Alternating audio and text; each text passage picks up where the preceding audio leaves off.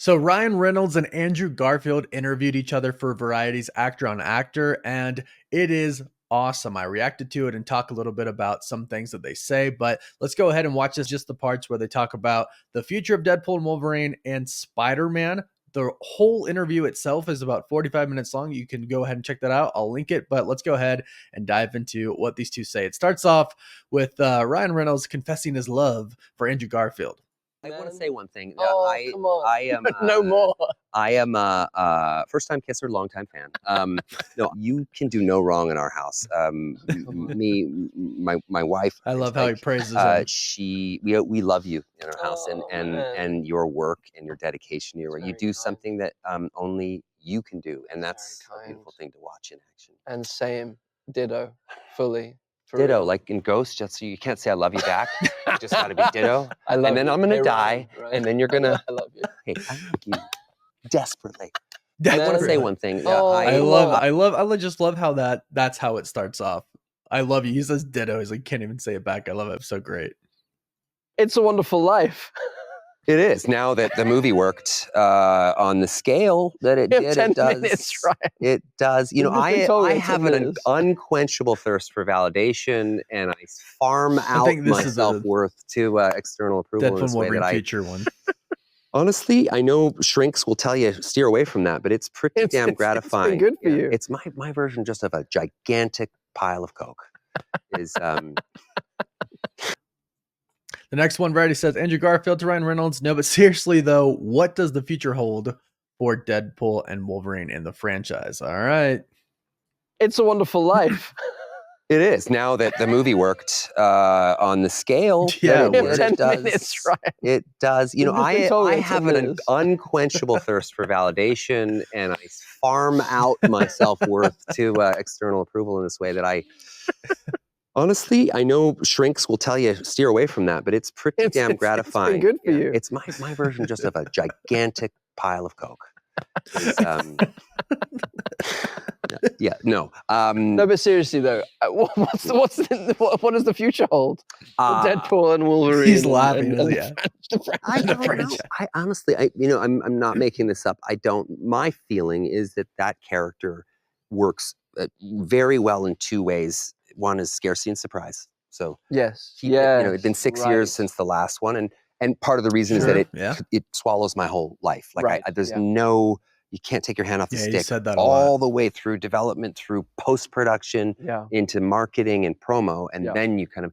And I have 4 kids, and I don't want to be. Yeah, he I does. don't ever want to be on a first name basis with any of them. No, I don't ever want to be absentee, and I don't ever want to miss stuff. Yeah. I like trying to die inside when I, when I see their face When and he they have a misses stuff. competition or they do a sports thing or something, and I Right. missed it, and Mm. so I was like, I understand that. So I don't know what the future of Deadpool will be, but I do know that Sean and I made the movie to have a beginning, a middle, and an end, and be a complete experience instead of a commercial for another one. Great. And I You can love feel that. Yeah, so this to me kind of just seems It's like a Wonderful Life. This to me kind of just seems like pretty vague, but I think he's basically telling us here that Deadpool is going to pop up in other movies, which we are honestly expecting at this point in time. Obviously, Avengers Doomsday, obviously Avengers Secret Wars. Maybe he shows up in some other movies as well. There's been talks, I should say, there's been rumors about, kind of an X-Men movie thrown in there somewhere, maybe Avengers vs. X-Men storyline, something like that. If there is a movie for that outside of Doomsday and Secret Wars, I'm sure he'll show up in that. But I think the next time we see him is Doomsday, then Secret Wars, then I think we get a Deadpool and Wolverine too. I really do. I think enough time will have passed, like he said. The last Deadpool was 6 years ago. And I think probably about, 4, 5, 6 years will pass before Deadpool and Wolverine 2. But I think we get it. The next one says Ryan Reynolds describes all the Deadpool movies he pitched to Marvel. Oh, yeah, he said he pitched what did he say? Like 20, over 20 different versions, like maybe even a lot more than that. And until Hugh called, they couldn't get the green light from Feige. So let's go ahead and listen to this. the first pitch I had for Marvel and Kevin Feige 5 years ago was a Deadpool and Wolverine movie in the Rashomon style, Rashomon. which is Oh, his cool, perspective yeah. and mine, and then an objective. Oh, cool. And cool. and That was they what we said thought no. it was going to be. They said no. So Cool, then I cool. pitched I pitched the most idiotic movie. One was a Sundance movie. I pitched them. No special effects. No, Sundance no, like an indie conflict. dead. There might be a scene Just like any roaming good around. Sundance movie where I don't know, there's it's a 4-minute wonder of me taking a shit or pissing or something that just tells the audience this is raw and vulnerable and we're going there. And then I pitched one where it's a two-hander with me and the hunter who shot Bambi's mom, which was, their answer was, we don't touch Bambi, Ryan. Okay, we don't touch Bambi. It's the crossover that we've all been wanting. So it's a lot of, it was a year and a half of just tap Bob Iger dancing voice. until Hugh called and said, I want to come back and do this. The first pitch I had for Marvel. I remember that. I don't know if y'all remember, but the first, I think, the first plot leak that we heard about Deadpool and Wolverine was it was going to be like a Rashomon style movie. And it was supposed to be with Deadpool, and we heard Wolverine at the time, and it was going to be, two different perspectives, kind of like the movie. So that's interesting. That wasn't necessarily an inaccurate leak, because I can't remember who leaked that, but they heard correct. Reynolds did pitch that movie. So that's pretty interesting. So at one point in time, that was what Ryan Reynolds wanted, but I'm glad he called, because I wouldn't want like a Sundance, no special effects Deadpool movie. So I'm glad you called, Ryan. And next one, Ryan Reynolds says he sees Deadpool as more of a supporting character. If he comes back, it's going to be in someone else's movie. Channing Tatum. Oh, okay. All right, let's listen to this. I see Deadpool's a supporting character much more than he is a main, the center. You center him sometimes because they want you. That's what they want. They want, but you can't center him unless you take everything away from him. Right. You have to create a situation where he's so much the underdog, which and they kind of do that in again. the Deadpool movies. If he comes back, it's going to be in a someone else's movie. Channing Tatum, so excited to play Gambit, and I would happily be the fifth banana in his movie or anyone else's. I love the currency of, you did this in Spider-Man No Way Home so beautifully, where you're weaving DNA strands, culture, gosh, it was so good, and a cultural conversation with a narrative in a movie. And it's a very the power of redemption is something that it's like being an airplane trying to hit a bullseye from in the Grand Canyon. It's just a very difficult thing to, and you guys in that movie did it in such a way that it was beautiful. I burst into tears. Everybody burst into tears because you have all that cultural currency. I did. Deadpool Wolverine, the best feelings I've ever had is sitting in Hall H at Comic-Con and watching Wesley Snipes cross the frame. That was and cool. What's happening, and people are crying. There's some people wailing, and what's happening is that they realize in an instant, without maybe intellectualizing it this exact way, but that they desperately missed this person, but they didn't know they missed him. It was just a crazy cool feeling. It was just a crazy cool feeling, like when you first see Elektra, then Blade, and then Gambit. That was so awesome. But this is interesting because he said that Marvel Studios is obsessed with Channing Tatum's Gambit, and here he says if he comes back, he's going to be in a Gambit movie. I would not be surprised if Marvel Studios is actively talking about how to make that happen. Of course, I think it's going to come after Avengers Secret Wars. I don't think there's any time for it to come anywhere in the rest of the multiverse saga. I just don't see it, but I would love to see that after the fact. I would love to see that. Now, I think this is where we start to get into Andrew Garfield discussing Spider-Man No Way Home. All right. I love it. You were an amazing Spider. Thanks, man. Thank you. He was the amazing Spider-Man. And I mean that from the bottom of my very heart. kind. You were so fluid and fun, and kind of you kept that metronome of comedy mixed with pathos that only a teenager would go. I don't know. I love how Ryan I was really much. That's really kind. But coming back and Amy Pascal reaching out and asking me about it, it was being re-welcomed into the party, and totally. And it could be a party finally, because kind of what you said about Deadpool being more of an adjacent peripheral, the more scarce character.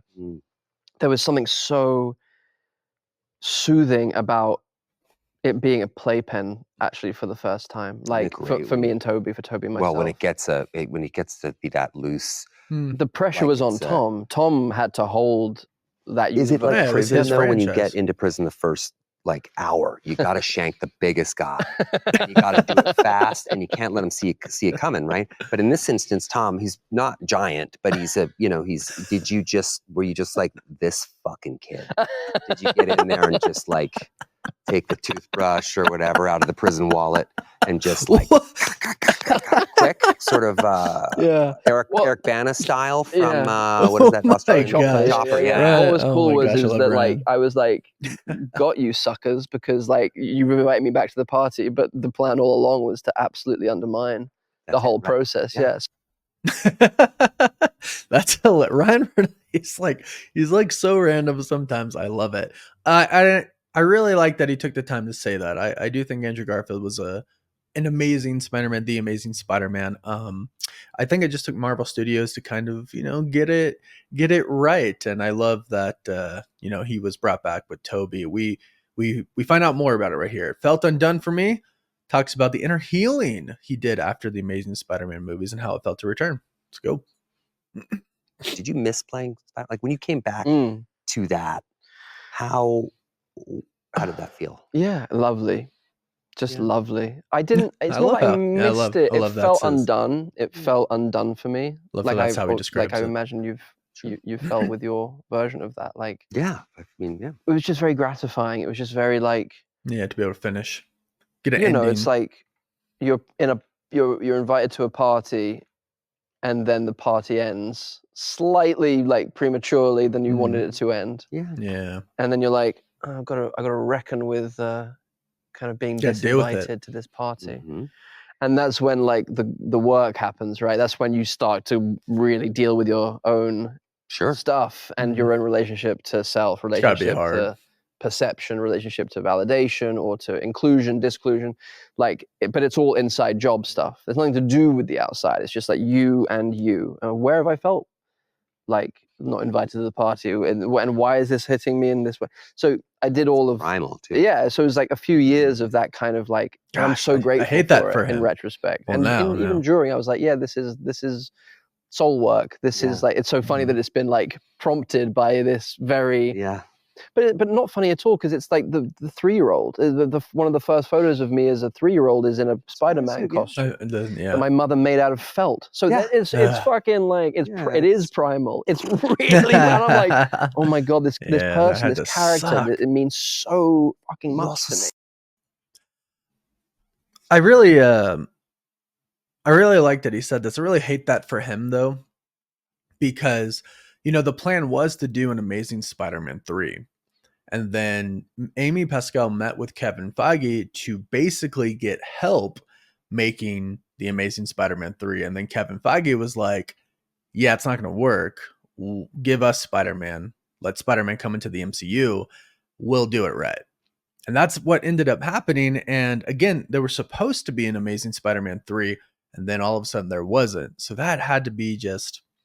I could probably listen to a whole interview of Andrew Garfield talking about how he felt after like getting that call, hey, it's not going to happen, or, you know, having that meeting, hey, it's not going to happen. So I'm glad he could heal from that. And I'm glad he could come back. All right. So this is the last one. Andrew Garfield, it was a beautiful thing to genuinely feel like you're a support of a Spider Brother. Interesting.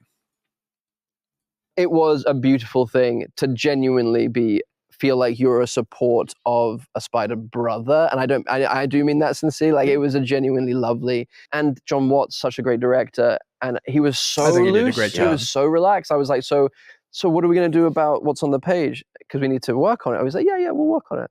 And it's like, okay, but when? It's like, well, we'll improvise a lot. I'm like, great. Nice. Great, really? But it was beautiful. Isn't the best thing in the world when you're in a situation on a movie, like, because movies I think are really interesting in that they will talk to you. If you listen to them, they will speak to you, and they'll speak to you loudly. I like that. And sometimes when things go wrong, we're too focused on hanging onto the script and too focused with the shot list. Right. But to look around and go, whoa, what's it actually telling us? Exactly. Like, what do we have? I like and that. I love that idea that you can. I love being able to pivot and responsibly, not in a way that stresses people out. But it was like suddenly like, oh, we have an opportunity that no one's ever had. where it's like a support, like a Spider-Man support group. Yeah. What does that look like? Let's really go down to like the nuts and bolts of like the studs. What could that look like? What's the dynamic that we could build? Oh, the that is dynamic was so good completely in the specific movie. and It unique was to these so good. particular spider people. I love that because the dynamic really was fantastic in the movie between the three Spider-Men. And I think a lot of that did come from just actual feelings, like, because they knew what it was. They knew how important it was to everybody. Like, we have our generations of Spider-Man there on screen together. It was really, really cool. And I think that the fact that they were able to improv so much and just come up with it on the spot probably led to all the amazing scenes that we had. So I really love this. That seems to be the highlights for all the Marvel stuff of the Variety article. I'll link the whole thing. I suggest you watch it. I'm going to go and watch all of it, but these are the big Marvel parts to it. And I think Deadpool and Wolverine, I think we get a number 2. I think we definitely see Deadpool in Avengers Doomsday and Avengers Secret Wars, but it sounds like he could be in some other movies as well. And Kevin Feige has teased that some X-Men are going to show up in some future movies in the multiverse saga. So if he's talking about other movies besides Doomsday and Secret Wars, I believe we'll see Deadpool as well. As far as Andrew Garfield is concerned, I really hope he's not done. I hope he gets to return, but it is nice knowing that he did kind of get an ending for himself. He got to heal, and everything that happened, all the negativity about the cancellation of The Amazing Spider-Man 3 and all the hate that he got, he's healed from that and it's done. He got his redemption. I'll be happy for him if it ends here, but I hope he comes back again in the MCU. It sounds like he's going to, but we'll have to wait and see. So in the meantime, let me know what you thought about this Variety actor and actor interview. I loved it. I love these Marvel parts, but leave your thoughts in the comments down below. Don't forget to like this video and subscribe if you want to stay up to date on all things with the MCU. And you can also find us on Apple Podcasts, Spotify, Instagram, Twitter, and Facebook. And as always, thank you all so much for watching. Woof woof.